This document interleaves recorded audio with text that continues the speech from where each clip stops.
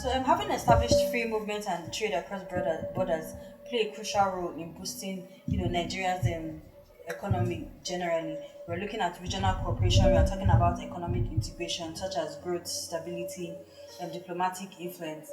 Now, you also mentioned ECOWAS.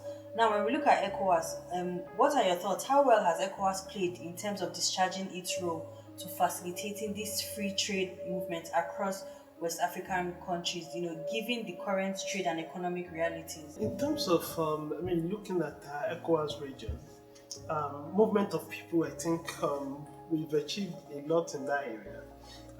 With your passport or even with ECOWAS travel certificate, you can actually move from one country to the other. So that's there.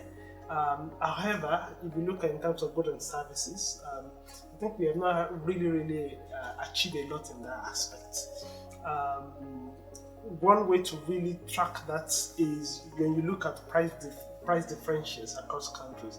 That shows you that you can really capture the arbitrage between countries in terms of differences, and you can really begin to really analyze and see that why are things not moving. Because, for example, international economics teaches us that when there is free movement of goods and services, when there is price differential, that will equalize over time. Accounting for cost of transportation and transaction costs. But again, we are not seeing that in a lot of in our regions. And one fact people have pointed to is the fact that there is no trade complementarity. Maybe we are doing the same things. Like, for example, if you are producing maize or corn or even oil, and your neighbor is also producing the same thing, there is no basis to trade. Basis to trade is you are producing corn, I'm producing oil, we're exchanging this together.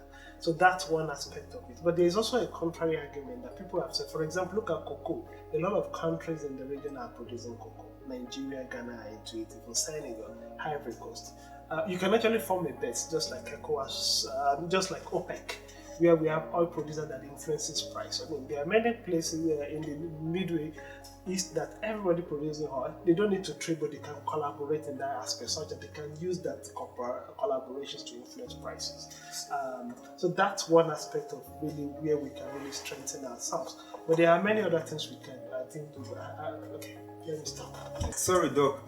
Talk to us a little bit about competitive advantage. We highlighted it earlier on in the show, but what role does competitive advantage have in trade?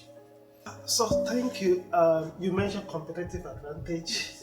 In trade, I think, again, I just want to use my economic lens to speak to that a little bit. What we tend to really emphasize is comparative advantage. So with the difference is competitive advantage means maybe you can do something better than someone. You have the competitive advantage, whether you have less cost of production, you have more manpower and all of that. But what's actually the basis of trade is comparative advantage. Comparative advantage means that even if you can do something better than someone, there is still a comparative advantage in the sense that when, for example, let's say you're a better lecturer than someone, but you can also cut your grasses better than the person. But if you can make more from teaching than cutting grasses, it's better for you to trade with someone that can cut your grasses, because even though you can do both better, there is actually advantages in trade. So the idea of trade is some comparative advantage in terms of, but also there's a role for complementarity in terms of course, we believe that if you are selling the same thing, there is not much basis for trade. If we are selling oil and some our neighbors are selling, but there are also things that we can actually share together. In the West Africa, you see that most of what you could say we're trading is actually in primary goods, like in our agricultural produce. The problem is, if in some places, like we have cocoa that we really don't really add value, and so we sell this to other people, and in some instances it comes back as a finished product to us. So those are kind of things we can start differentiating in terms of what we do. In fact, if you look at data again, there's something that we call cross-border the trade, which is mostly when you want to understand not just international trade but cross-border, like to how things move across border. Most of those trade tends to be informal. When you look at the West African region, more than 70% of that are actually in agricultural produce. And these are people that have been training for a long time.